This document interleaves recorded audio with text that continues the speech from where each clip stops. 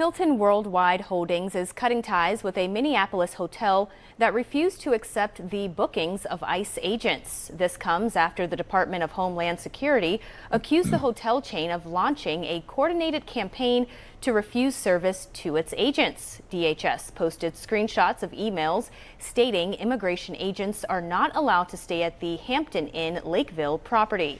It prompted mixed reaction from consumers, with some calling for a boycott and other vowing to support Hilton.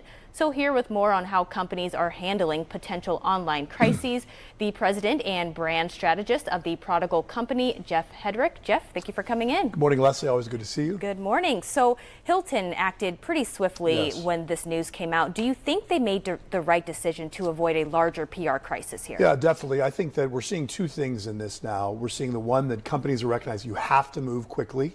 Obviously, you want to try to have the facts, but before a narrative, maybe a false narrative sets in, you need to move. But I think the lesson for consumers is whether you're left or right, woke or MAGA, you want to make sure you're not being manipulated. We'll talk a little bit about that by others who have other purposes.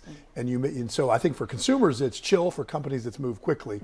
It's a little bit of dichotomy there, but that's the new reality we live in. Yeah, and we'll get back to that, but I wonder how much influence has President Trump had on corporate policies and decision makings over the past year? Yeah, that's a really good question. Obviously some, but it kind of goes, he's a very polarizing individual, right? So for some, it's going to be what Trump says, I'm going to follow. Others, it's going to be no matter what he says, I'm going to do the opposite. So yes, he is a factor, but I think what we see here with Hilton is that they recognize that the reality is, it was a franchisee. It was not a Hilton corporate decision.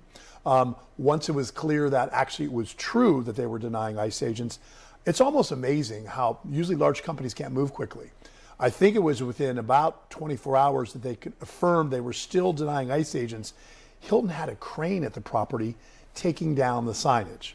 More so with this company, with this individual franchisee, now they're not on the online platform for Hilton. Their business is going to drop significantly. Again, I don't know whether the owners or was the managers made that decision, but there are consequences for a business when you make a move that maybe many of your consumers don't agree with. You have to decide about that. And I wonder in today's climate, what kind of pressures do companies face when situations like this start gaining traction online? Yeah, well, they face a lot of pressure. I mean, I think the most recent example is with Cracker Barrel. I think we're kind of seeing now that actually on the right side maybe overreacted more quickly. Cracker Barrel was having financial problems, business problems. They needed to make some changes.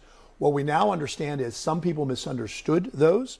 Some genuine, authentic conservatives misunderstood what that was about. But what we think now happened was AI bots, an activist investor had them kind of repost those to kind of manufactured outrage, right?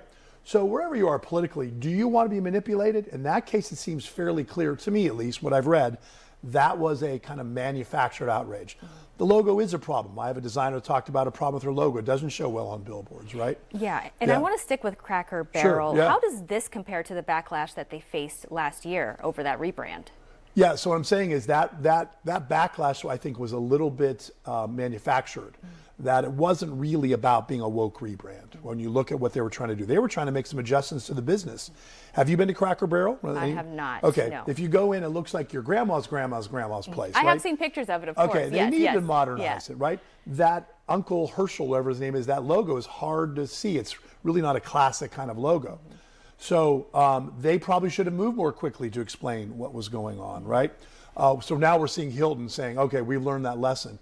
I think many companies are saying, we're not trying to be left or right. We're trying to deliver a service, right? So, yeah, there's definitely a narrative. So consumers in the Cracker Barrel, wait, is this real or not? Is this really a woke rebranding? Or is this simply a company making an adjustment to try to drive business?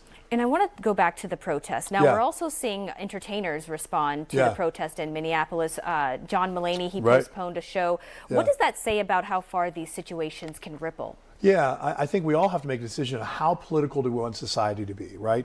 How much do we want? For example, do I want to know my Uber driver's political persuasion before it comes? Maybe not. Do I want to know what my plumber thinks before it comes to play? Or what about the fire department? Do I want to know, wait a minute, I only want people of a particular persuasion, right? Is that their job? And so when you're looking at these things companies are doing, more companies are saying, wait a minute. It's not about left or right. It's about we're delivering a business service. We employ people who depend upon, us doing business. So I think companies are going to be much more careful. Now, if they decide that that's part of their brand is having a political view, well, then that's up to them. But make sure that that's what you want. And before I let you go, anything else that companies should consider moving forward with the climate that we're in? Yeah, I just think you have to be more sensitive for a time, right? You have to be aware. I don't care if you're a local company. So again, what is your purpose for being in business? Is it to have a political point of view and try to move people? Maybe it is, if that's what you want, but be aware of the consequences of that. Got it. Good tips. All right, Yes, Jeff, yes. thank you so much once again. You're very welcome.